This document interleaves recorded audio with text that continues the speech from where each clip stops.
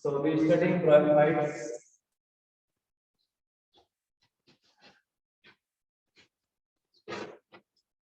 In bryophytes, we are studying liverworts.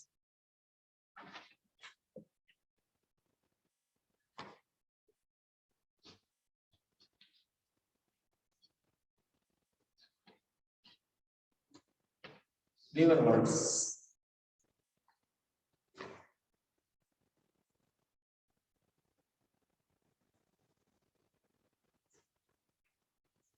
These bryophytes are dorsiventrally flattened. Means as our body is there, this is our ventral side and this is dorsal side, this is lateral. These are the lateral sides. So this is in this way flat. So the thallus is dorsiventral.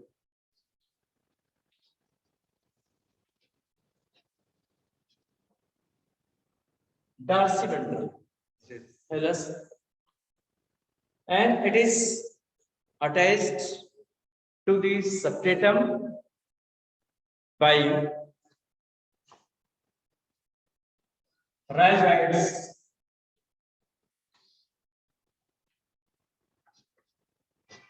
By rhizoids, it is substratum to the rhizoids. Which type of rhizoids are there in hepatic corpus and liverworts? Which type of rhizoids are there? Rhizoids are unicellular, and two types rhizoids I told you, that smooth and tuberculate. Two type of the rhizoids are there, and also some members have the scales in case of the liverworts. And in relation to the nutrition, these are the green in color and autotrophic in nature. In relation to their reproduction, reproduction takes place by fragmentation, that is asexual reproduction. That is asexual reproduction by fragmentation.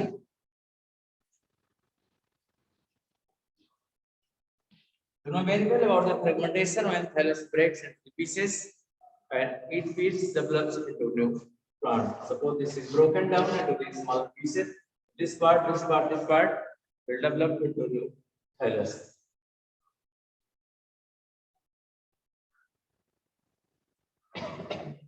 And a more important thing is that gamma. By gamma,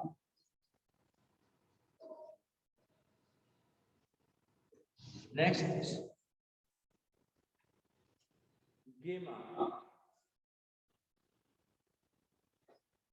gamma are some external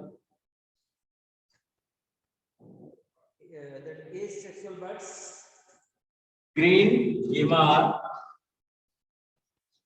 green asexual buds. Gamma is singular form and chemi is plural. So gamma are the gamma is singular and chemi. It is plural form. Gamma are green in color and asexual bodies, and sometimes, and when they detach from the plant, they develop plants. So where these are found?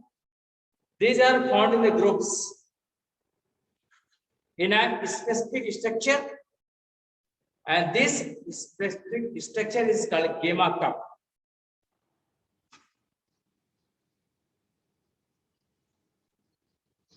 This structure is called the Gamma cup. Gamma cup is found on the dorsal surface of the thallus. Gamma cup is found on the dorsal surface of the thallus when gamma from the gamma cup is separated from the plant, they producing new plant body. And about the sexual reproduction, so the asexual reproduction that is mainly by two ways. One is by the fermentation, and other is by the gamma. And next one, the sexual reproduction.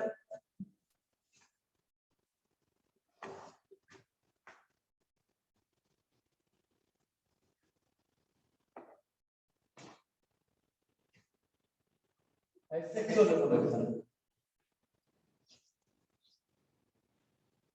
In the sexual reproduction, thallus contains male and female reproductive structure. Sometimes same thallus contains both male and female reproductive structure. Or sometimes thallus contains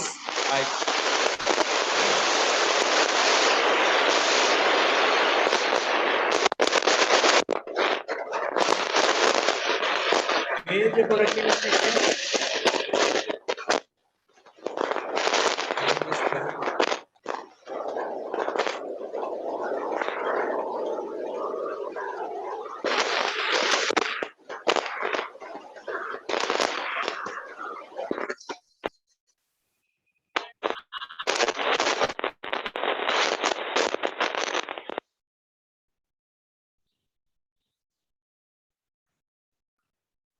So two situations are there. Thallus may be monoecious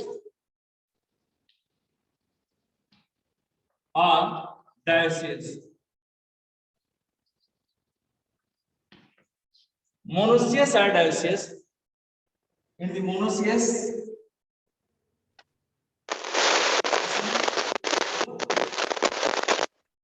the male and female reproductive structures called as antheridium. Antheridium.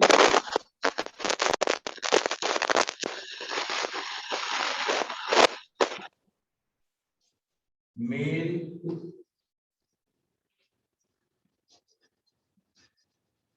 reproductive structure that is called antheridium.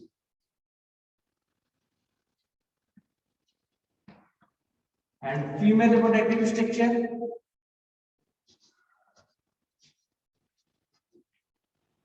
is archegonium.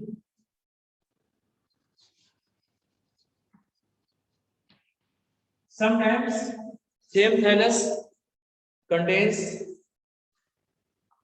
both male and the female reproductive structure, means antheridium and the archegonium, and sometimes they contains either male reproductive part or female reproductive. Some cases they are embedded in the thallus. Sometimes they are embedded in the thallus, as in case of Riccia. Sometimes they are projected out in a special structure that is called the antheridophore and archegoniophore. Antheridophore, the reproductive structure are found in antheridophore.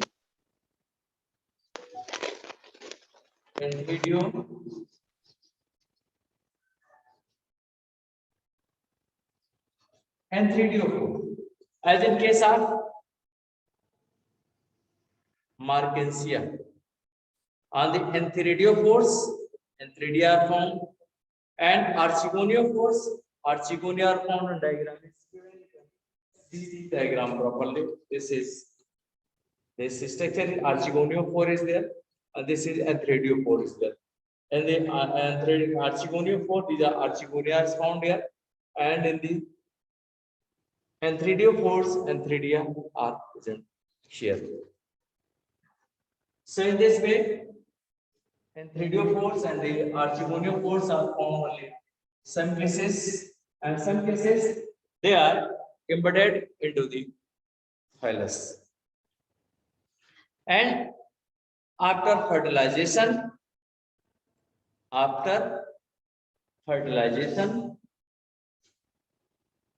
what happens? How fertilization takes place in these cases? Suppose this structure is anthradia. Most of the cases, these are the club set, and this is archegonia. This structure is archegonia, that is our flask set structure. That having this is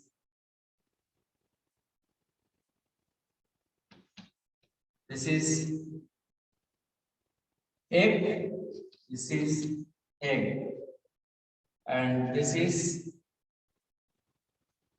neck canal cell,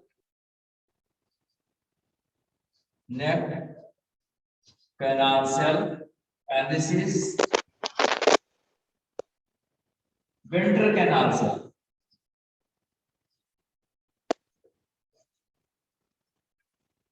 But here we can draw this structure here.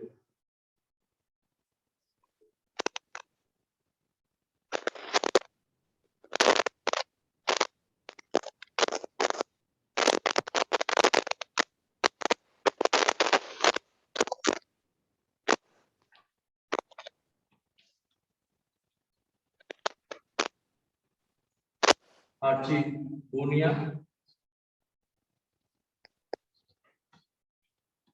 egg,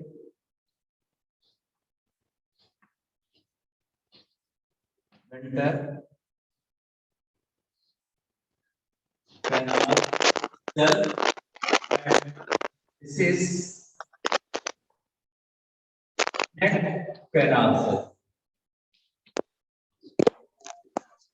Neck canal cell.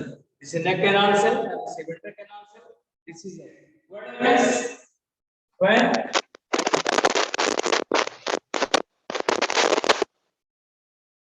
this is anthradia and this structure is archegonia. From anthradia, anthrazoids are liberated. After liberation, these are the biophilic.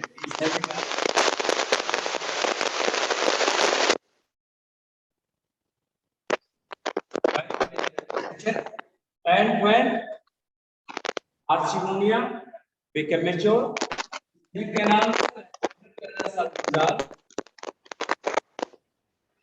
and this comes and this ultimately comes and fuse the egg. It is fused with the egg, and when it zygote formation takes place, and this zygote do not undergo division immediately, and after the fertilization, sporophyte generation starts, and it undergoes into meiosis cell division to produce the spores, and these spores after generation produces the new thallus. So that's the liver words, and next are the mosses.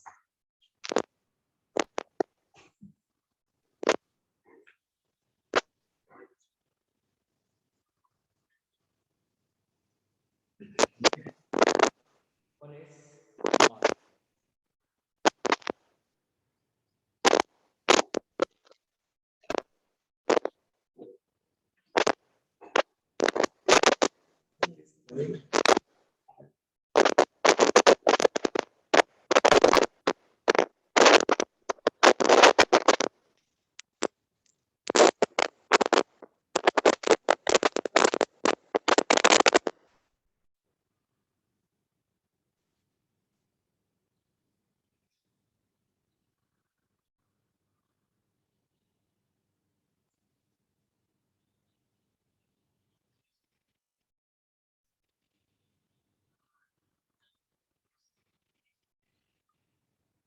So about the masses. This masses, this is leafy bryophytes. This is the leafy bryophytes. And in this thallus contains leaf-like structures. This is called as leaves. This is rhizoids, and this structure is sporophyte.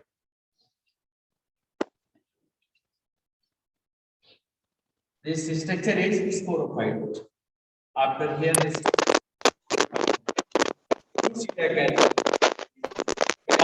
leafy bryophytically. These are not leaves, but these are just like leaves. Axis like that. In the life cycle of masses, there are two stages. One is protonymal stage. One is protonymal stage. जब बताए तो दियो पापा नानी के लगे phone light नानी के लगे फोन लाइट दियो एप्पल फोन आ रहा है चार्ज ना पेपर वाला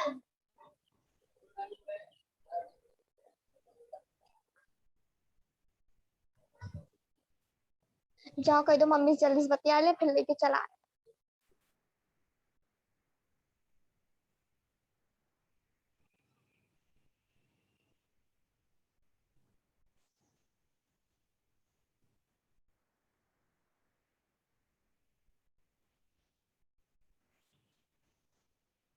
So about protonyma, and next stage is leafy bryophyte, a leafy stage. Leafy stage. Protonyma, what happens is that the protonyma, right? Spores. Suppose this is spores, and this spores germinate. This spores germinate to produce a structure. This structure is called as protonyma. Protonyma is creeping. It is protonyma. It is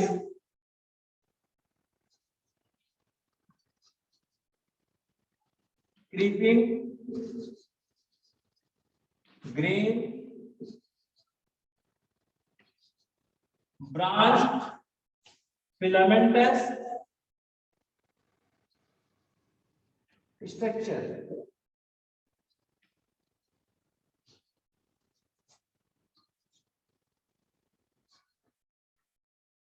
So protonyma is a creeping, green in color, highly branched and filamentous structure. This protonyma is formed by germination of spores. Spores germinate to produce a structure. This structure is called as the protonyma. And protonyma is creeping, green in color, branched and filamentous structure. A leafy bryophyte, leafy stage develops from the secondary protonyma. From this protonyma, leafy stage develops. Suppose this is the and lateral branch is there, and lateral buds. From the buds, leafy bryophytes develop. So we can say it is the intermediate stage.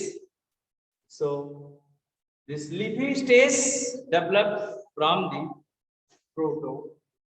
protonema. And leafy bryophyte, as I have told you, it is consists of rhizoids, leaf-like structures.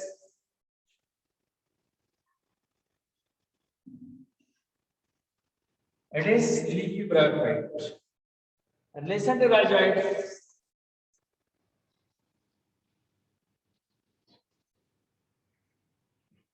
Rhizoids. What is rhizoids? You have studied in case of the Hepatococcidia before. Unicellular, but in this case, rhizoids are multicellular.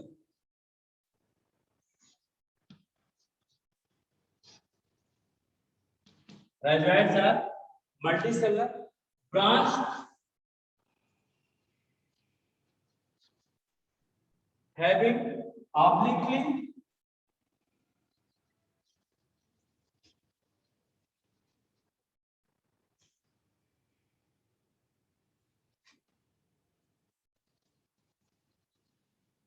septa. Obliquely septate, or we can say obliquely septate rhizoids. So rhizoids are multicellular, branched, and before we studied unicellular, but here these are multicellular, branched, and obliquely septate, having an obliquely septate. Having such septa means these are branches, rhizoids are there. These are branched and obliquely septate. These have such a septa is there. Obliquely septate. This structure is there. So it is obliquely septate. And axis, that is commonly known as the stem, commonly known as stem, and having the, but actually it is not stem. This is leaf. Actually, we cannot say the leaf, but leaf-like structure is there. So this makes a carpet-like structure. They may observe on the substratum. They make just like the. They make a carpet-like structure during rainy season. It is very common. You can see just like on the walls mainly the earthen walls. So you can see the masses, and examples of these masses, that is Funaria,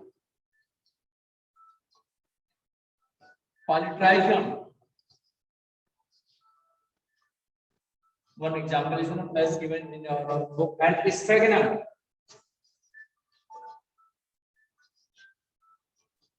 Sphagnum. These are examples of the bryophytes. And reproduction or reproduced by the method, by the fragmentation and budding, steady reproduction by the fragmentation and the budding. While in case of the sexual reproduction, they contains pale gametes, male reproductive parts are the female reproductive part. Male reproductive part is called as the antheridium, and female reproductive part is called the archegonium. So you know that the antheridia produces a large number of the antherizoids, but archegonium producing only a single eggs. And from the antheridia, you know, they have these are the leafy bryophytes. So these are found at the tip. Suppose these are the so many antheridia are there. This is axis, and these are the leafy bryophytes are there at the tip. We can see at the tip so many antheridia are found here. Another have the archegonia. This is axis, and at the axis that have the archegonia. Many archegonia are found. Archegonia are flask structure, and out of many since there are many archegonia, and only one archegonia becomes matures. So anthrozoids from Antheridia comes to reach the archegonia, and that the archegonia they fertilize the egg, and after fertilization it is converted into sporophyte. After fertilization, what happens? Zygote is formed, and this zygote ultimately divides into food seta and the capsule. The formation of the zygote is the starting of the sporophytic generation. So sporophyte of Funaria is masses is divided into food seta and the capsule. When spores matures, there is the meiosis cell division takes place. So after meiosis cell division, spore mother cells are there. They undergo into meiosis cell division to produce the spores. Then these spores germinate to produce primary protonema, and which ultimately produces the leafy bryophytes. So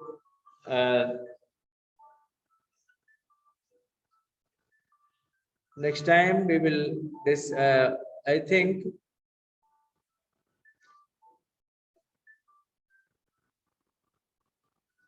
so you can I am uploading some study materials, so you can see the study material, and with the help of the study material provided by me, and also concerning some books, you may make another notes. So have any problem, anybody? Anybody have any problem? Any query? So you may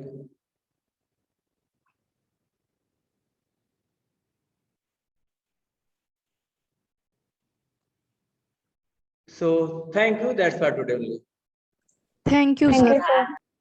Thank you, sir.